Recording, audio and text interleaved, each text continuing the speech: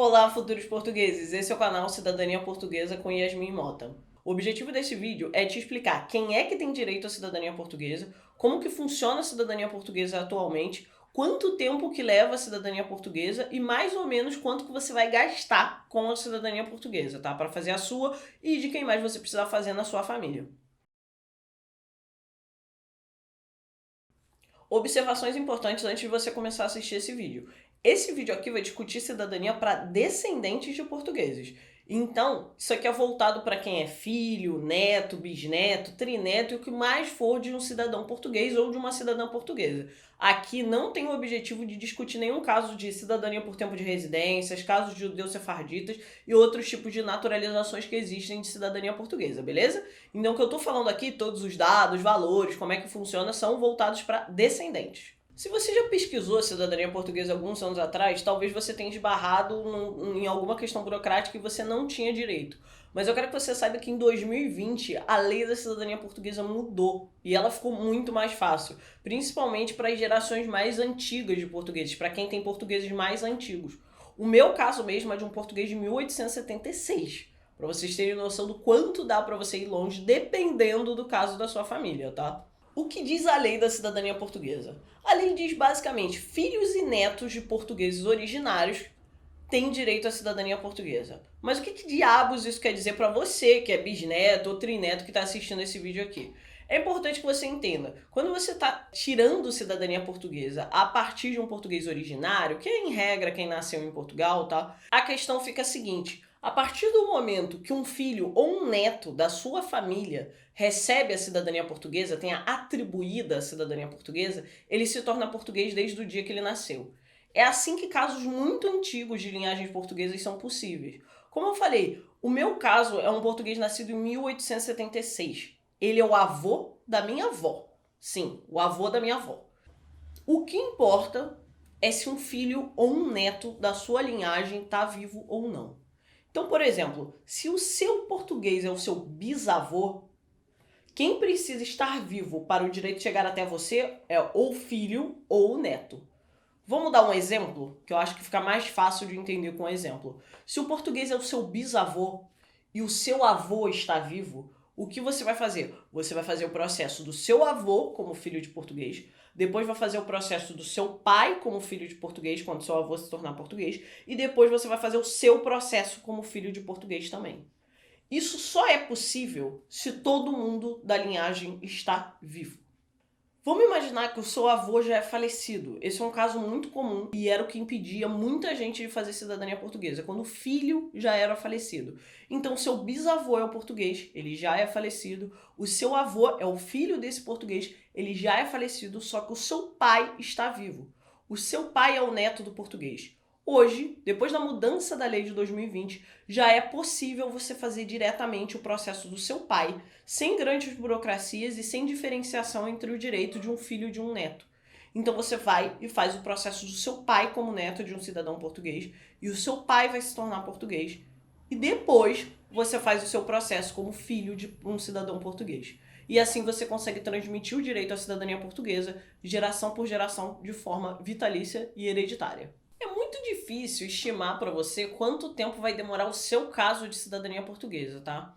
Porque, como eu disse, muitas vezes você vai acabar fazendo mais de um processo, porque a cidadania portuguesa tem que ser feita geração por geração. Você não pode fazer ao mesmo tempo o processo de todo mundo da sua linhagem, da sua família.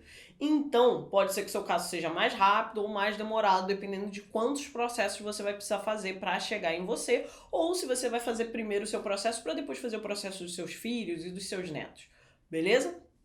O que você precisa entender é que, em média, a estimativa legal que eu posso te dar é que o processo de filho, por exemplo, leva 6, 8 meses, tá? Esse é um tempo bem legal de espera que você vai ter se você está fazendo um processo como filha ou filho de português.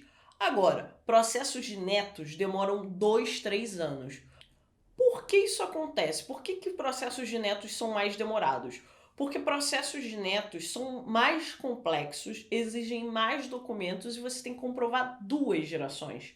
Então eles realmente demoram mais para ser analisados do que os processos de filhos. Além disso, eles só podem ser feitos na Conservatória dos Registros Centrais de Lisboa. Depois que a lei mudou em 2020, muito mais gente teve direito a fazer processo como neto. E esse direito também se tornou muito mais interessante para as famílias brasileiras, porque é assim que você consegue transmitir geração a geração a cidadania. Então, o que acontece? A fila e a demanda de processos de netos lá na Conservatória de Registros Centrais de Lisboa está enorme. Então, o processo está levando 2 a 3 anos, tá? Então, é por isso que eu sempre falo, não enrole para fazer o processo se a única alternativa que você tem é fazer um processo de neto, tá? Todo mundo quer saber quanto que custa a cidadania portuguesa. Primeiro, boa notícia para você. A cidadania portuguesa é, sem dúvida, a cidadania europeia mais barata de todas, tá? Segundo, não tem como eu te dizer precisamente quanto é que vai custar o seu caso, porque cada família é particular e como eu te falei, provavelmente você vai fazer mais de um processo na sua família, porque você vai ter que fazer geração por geração. Mas para você ter uma ideia geral, o governo português cobra 175 euros por processo de filho ou por processo de netos. Além disso, você sempre vai gastar o custo da documentação que você vai precisar entregar para Portugal para comprovar sua linhagem. Então você tem que colocar aí os custos que você vai ter com certidões de nascimento, casamento, óbito.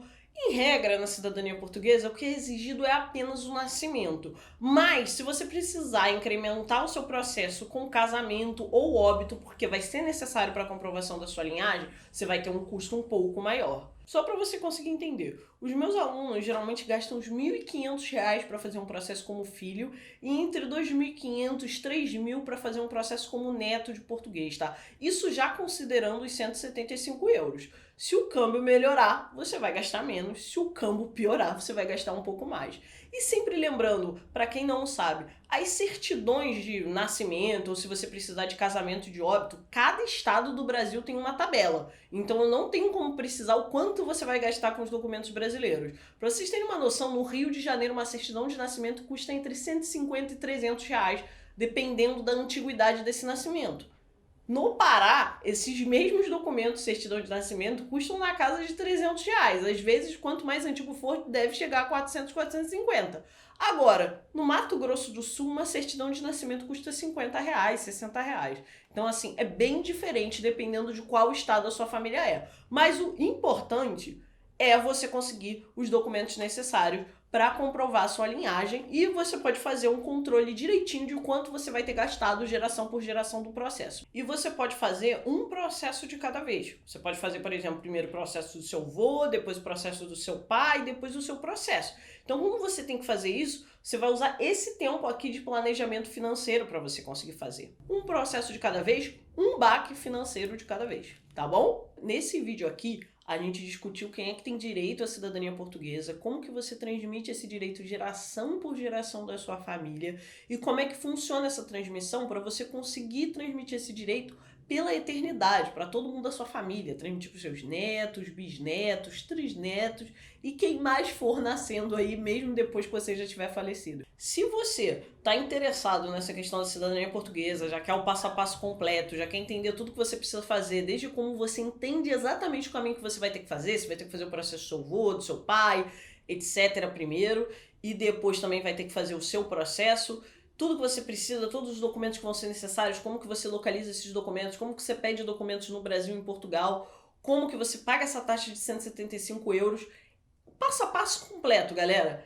É só você ir aqui no link da descrição desse vídeo que tem o link para você adquirir o Guia da Cidadania Portuguesa, que é o meu livro digital, onde tem quase 100 páginas de conhecimentos para você conseguir fazer sua cidadania portuguesa, sem precisar contratar advogado, assessor, despachante, tudo que você vai precisar fazer para fazer o seu processo de forma efetiva, dinâmica, barata e tudo para você não se estressar com erros na sua cidadania portuguesa, beleza? Lembrem-se, não importa se o seu caminho é rápido, se você é filho de português ou se você é bisneto, trineto de português, o seu caminho vai ser mais demorado. Existem muitos caminhos para você conseguir conquistar a cidadania portuguesa. O importante é que no final você vai ter o seu passaporte português.